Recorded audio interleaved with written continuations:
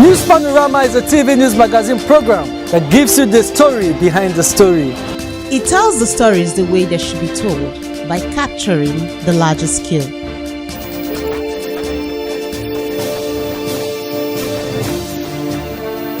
It deals with people's deep feelings on issues that, when brought to the fore, ultimately educates, informs, and entertains. News Panorama. Capture the larger scale. It's been a week of activities. Workers' Day, Press Freedom Day. It's a loaded week. All these are important. Just as they say, charity begins at home. Permit us to start with the one that concerns us. Seriously, that's the World Press Freedom Day. We are the press, and so the freedom of the press has been the front burner issues for ages and decades. The press has been fighting totality of freedom given to it to discharge its functions. Whether that has been achieved, you are the one to judge, not us. Let's leave it there. The theme for the year speaks volume about the need for the totality of rights. The report is a must-watch. I am Josephine Efanga. News Panorama. Capture the larger scale. If you have just tuned in, you are watching News Panorama. Media practitioners in the States have joined their counterparts globally to mark the 30th anniversary of Press Freedom Day in Calabar. Our correspondents went round to capture the opinions of veteran journalists and academic luminaries in the States. The report. Today, May 3, 2023, marks the 30th anniversary of World Press Freedom Day, a period proclaimed by the General Assembly of the United Nations to ensure freedom of expression, free flow of information, media freedom, and safety of journalists. This year's theme, Shaping a Future of Rights, Freedom of Expression as a driver for all other human rights, acts as a reminder to government of the need to respect their commitment to press freedom. It is also a day of reflection among media professionals about issues of press freedom and professional ethics. Commenting on the day, some veteran journalists explained that the day is a period to defend the media from attacks on their independence and pay tribute to journalists who have lost their lives in the line of duty. They hinted that since press freedom was proclaimed 30 years ago, journalists have witnessed substantial progress towards achieving a free press and freedom of expression around the world. We are lucky here in Nigeria. Press freedom is, in fact, is being practiced in Nigeria. Because if it were otherwise, license for establishment of private media wouldn't have been there. It's known every third day of May is Press Freedom Day. I know that with the establishment of private media organizations in the society, I can say press freedom has achieved huge success, giving room for free flow of information and also enable people to express their opinion. Some lecturers at the University Department of Mass Communication said the proliferation of independent media in many countries and the rise of digital technologies have enabled the free flow of information to further impact the fulfillment of human rights. And journalists are doing a lot to ensure that we stay top on our business, ensuring that the society gets prompt information, the society gets what they need to get and when they need to get it. With the phones in our hands, it's very easy to go around the world on your phone getting the necessary information you need. With the age and time of digitization, online broadcasting, online sharing of information and news broadcasts, the tabloids are everywhere in your palm, so it's easy, and therefore it's going to take a while, but we'll surely get there to get the freedom because the world is in our palm already. Try to encourage our members to apply the Freedom of Information law that has been passed, in the country.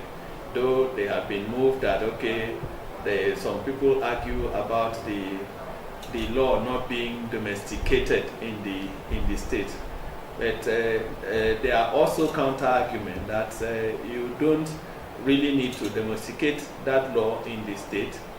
The fact that it has been passed by the National Assembly, and as the act of the National Assembly, it's applicable, and as such, we can apply it as journalists and try to get information about whatever we need. I am Precious, Sam. May 1st is a day set aside to celebrate achievements of workers globally, and the theme for this year's celebration is workers' rights and socio-economic justice. In this report, we'll be looking at the welfare of workers in the states. Blessing Basi brings more details. Every May 1st is observed globally as International Workers' Day, and Nigeria is not left out. The theme for this year's celebration is Workers' Rights and Socio-Economic Justice. In Cross River State, the day was no different as workers came out in their numbers to celebrate the day, which was public holiday in observance of the Workers' Day. For workers, it is a day to bring their demands to the front burner, while the day is set aside for celebration of laborers and the working class that is promoted by the International Labour Movement, which occur every year on May 1st. The demanded payment of salary arrears, good working environment, and improved security, amongst others in the state. To assure you that every honest and objective suggestions and contributions from any Brazilian worker which is aimed at building a stronger movement shall be appreciated and taken into account for the workers' right and socio-economic justice. The workers is terminated and a committee set to ascertain their standing liabilities. The newly employed and verified personnel but not payroll should be payroll effective January 2022. Some respondents congratulated workers in their commitment and sacrifice towards building a greater nation and ensuring the full implementation of the policies of government through efficient and effective service to the state. And so on that note, without keeping you too long, I want to start from whatever promise the government makes to the workers, they should keep to it. Whatever agreement they make to the workers. My colleagues have agreed that we should start from I'm not leaving, I'm not far away. And so the fourth position goes to... A lot of workers also do not take their own work seriously. If you go to the offices, you find out there's a laissez-faire attitude. Many workers don't come to work, they're just ready to pick up their salaries. They believe that civil service job especially is just a handout, my share of the national cake, and they don't need to work. So if the workers themselves are not taking workers' day seriously, how do they expect their employers to take them seriously? Workers have taken this day very seriously. I could hear from the background that today's event, the workers really turned out in their numbers. In fact, I could see, and I made sure I videoed most of the groups, if not all. It's a large turnout, and I'm impressed. I'm here too. Some were of the view that their expectations from government include the fact that workers deserve more recognition and motivation, welfareism, and disposable income of workers. As a lawmaker, I think we begin to think in the direction of putting up laws that will encourage or provide the legislative framework for the states, to have that budgetary, provision to give incentive to those who have actually distinguished themselves in their service to the state. Let's do our service to humanity as unto God and not just do eye service. Let's be encouraged that even if we don't see the result of what we are doing, one day it will pay off and then we will be appreciative of what we have done. I want to encourage each and every one of us that are co-workers here in the same area, and we should put our best and deliver whatever task is given to us in order to still maintain the norm as it's been called high quality. So you can still maintain it as being high and it will be recommendable by everybody. Research has it that to address poverty and underdevelopment, the place to start is the positive treatment of public workers where each administrations will continue to prioritize workers' welfare to boost the state's economic growth. While the annual Workers' Day has proven a veritable platform to celebrate workers, the obligation also lies on governments and employers of labor to do better in order to ensure greater efficiency. For CRBC News Panorama, I am Blessing Bassey reporting. Girl child and young women in rural areas are the largest group of vulnerable people in the country. Empowering young teenage girls in rural community is one way of reducing vulnerability and improving family economic well-being. Collins John tells us more. Girls in rural communities, however, face far worse challenges as basic social amenities and economic opportunities are hard to come by in such areas. It is sad to note that people, including teachers, old men, and others who should know better rather take advantage of the ignorance and vulnerabilities of young girls in rural communities and rob them of their brighter future with teenage pregnancy and other forms of abuses. Government, civil society, and non-governmental organizations are prioritizing the empowerment and education of young girls for a better future. One of such is the Girls Leading Africa, a non-governmental organization that has taken the bold steps towards equipping teenage girls with entrepreneurial skills that will make them self-reliant. Girls Leading Africa envision to empower young girls to a point of making decisions and being able to contribute meaningfully in their communities. One of the board members, Mr. Richard Ballantyne, said, It is the second graduation ceremony of the Girl Leading African program that we have been able to put together in the last 3 years that the organization has existed. The first edition was in 2022, where we had 28 graduates, and this year we have 18. Learning skills in like tailoring, computer, desktop publishing, and also catering. Of course, like you can see this afternoon, we have been supporting this type of kids for them to go ahead and start the business. It is our hope and prayers that they will utilize the equipment properly and begin their journey to financial independence, to sustainable living, and be able to also to contribute to the decision-making process of the community. Right now, the number of people, of children, young people who are out of school due to pregnancy is higher. The number of you look at the out of school children, girls are higher. The number of persons facing sexual abuse, girls are higher. Our intention, our immediate goal is to reduce the number of young women who are facing sexual abuse, who are dropping out of school on a daily because as a result of sexual abuse, some of them by rape or uninformed decisions that they have taken. Of course, we are also designing programs for young boys, but for now, with this phase of the program, we are targeting the girls. Of the girls that were enrolled and trained in the various entrepreneurial skills by Girls Leading Africa in Apap Okoyong and its environs, 18 of them, having been consistent and focused, completed the process. The best two from each skills were given a startup pack. They were trained in tailoring, catering, and computer. The training lasted for 1 year. I've learned how to bake different types of cakes, how to decorate, how to bake some juice. Through Girls Leading Africa, it has helped me a lot to empower myself through different skills. Girls Leading Africa gave me the opportunity through empowering us in different skills.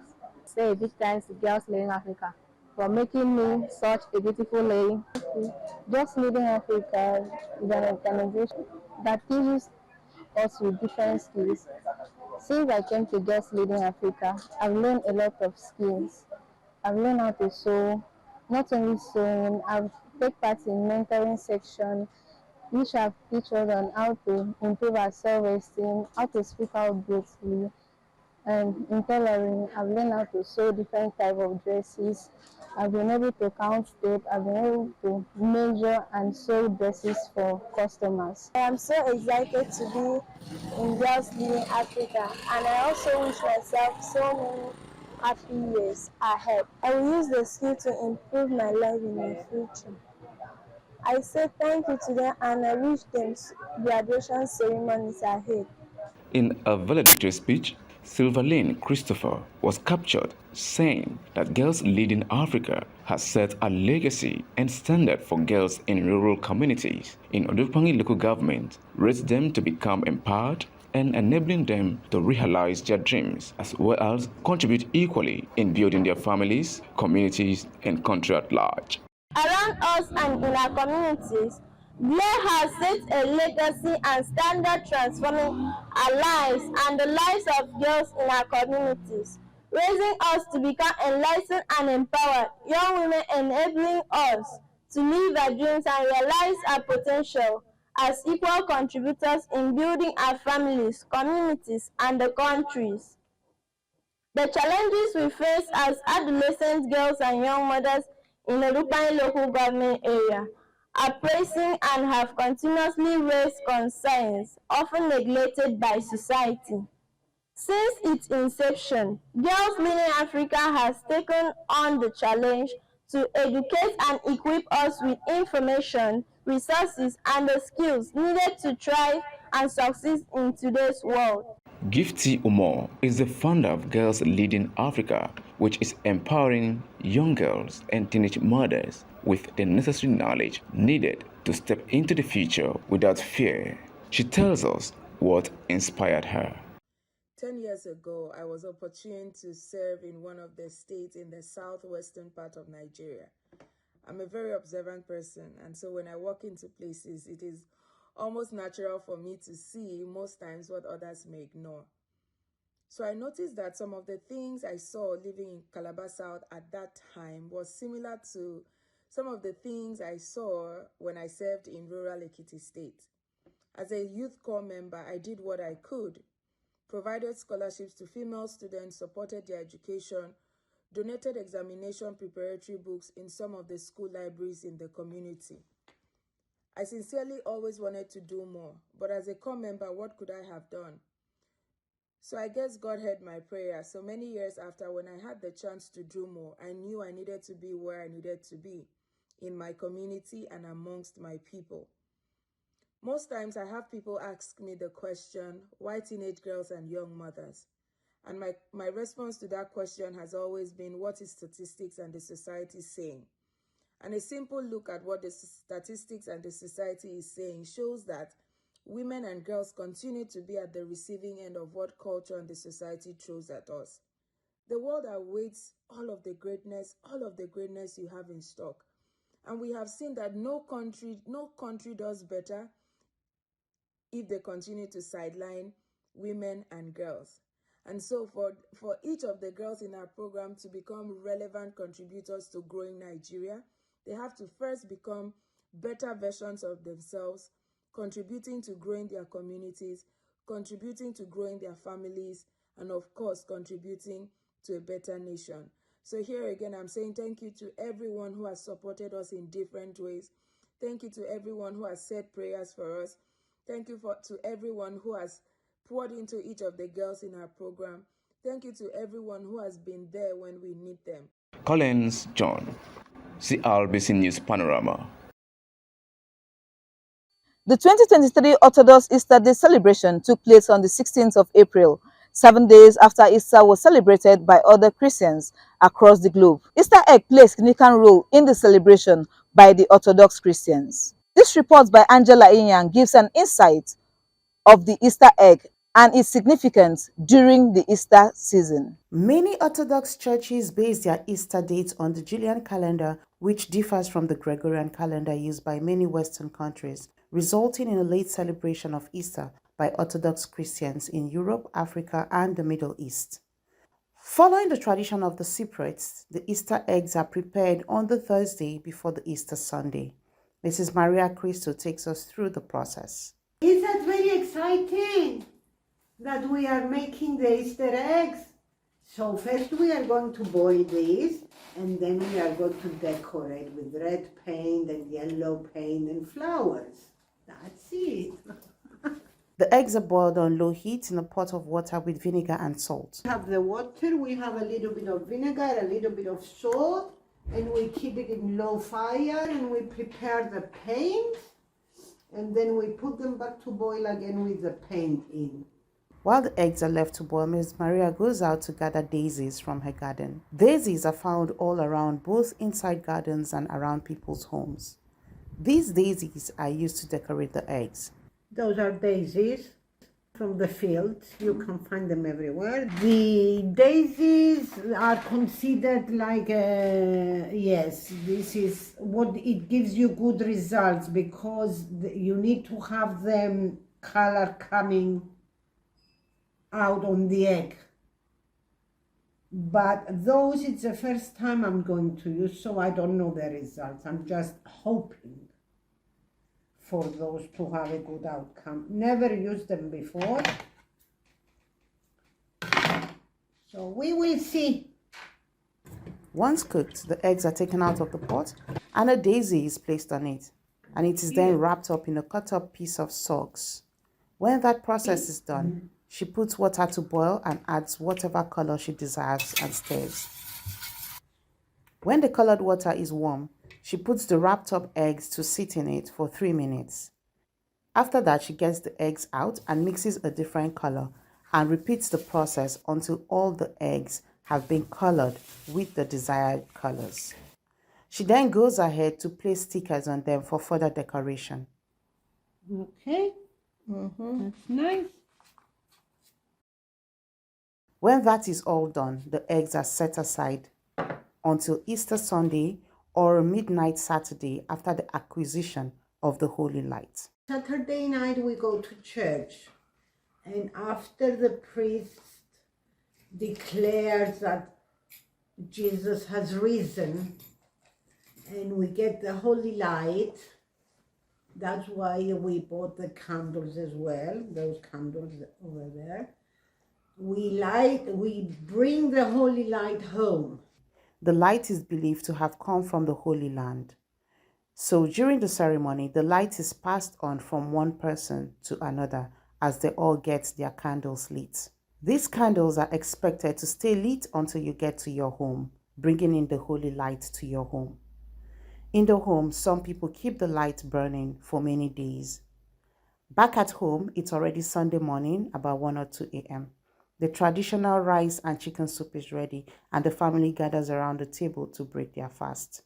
And then we have a dinner, which mostly eats soup or lamb and chicken.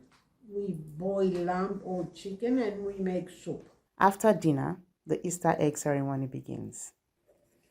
Choose one. Βιντεοσκοπείτε όλο το βράδυ. Να είμαστε σε εξωτερικό αύριο.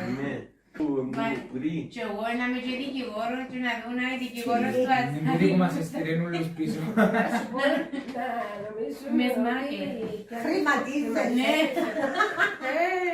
Κάτσα σε πάνω. Εγώ να μπω. Να πιω κοτσίνο. Και εγώ είμαι του κοτσίνου. Έτσι αριστερά νέες δυνάμεις. Πολλά ωραίο. We all have one? Okay, now you will see how it's done. Choose this end, then you choose this end. Okay. Έλα, choose all. Which one? Έλα, σε χτυπήσω και εγώ τώρα. Η μύτη μου με τη χάλασα μου κερδίζει, με παίξε με ομπόκι πρώτα. Εγώ, με μένα πρώτα. Να σου το πω πολύ. Όχι κόλο, Θεία μου το σωστό είναι μύτη, κόλος. Είναι μύτη, κόλος εγώ. Όχι. Μύτη, κόλος. Άντε, γεια. Έλα, το κολλή σου. Το κολλή. Είναι το κολλή μου που το κολλή με πιο δυνατό. Έλα, θέλω. Έλα, χωριστό κολλή. Έλα. Κράτα το. Εγώ θα σου χτυπήσω. Πού το κολλή, δεν είναι εδώ. Όχι. You won. Έσπασα το, ρε. You give me with that. Ναι, έχω μύτη. Έσπασα το. Έλα να σε σπάσω. Angela. Έλα να σε σπάσω. With that. With this one? Yeah. Okay. I have only nose. Who has nose? Who has ass? This is nose. Έλα. Wait. You have to... Ποιος είναι? Εγώ έχω κόλλο. Here. I have nose. Who have nose? I have nose. Is this nose? Me. Oh yeah, nose. Wait, is it cracked? It's cracked now. I have nose. Oh yeah, let's go. Yeah, well, so your hash. I'm still surviving. Let's go. Oh no, I have the nose. I have nose.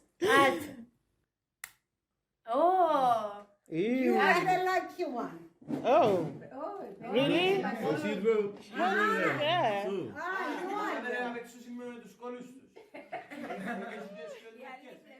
The Easter eggs have some superstitions surrounding them. It is believed that eggs laid on Good Friday would turn into diamonds if kept for 100 years. It was also believed that if your eggs had 2 yolks, it was a good sign that you would soon become rich. It was also thought that eggs cooked on Good Friday and eaten on Easter Sunday would improve fertility and prevent sudden death. The Easter eggs represent new life and rebirth. History has it that it was forbidden to eat eggs during Lent in the medieval period, so on Easter Day, eating eggs was a real treat. Angela Inyan, reporting. That is all we have on our lineup. We hope to be back same time next week. I am Josephine Efanga.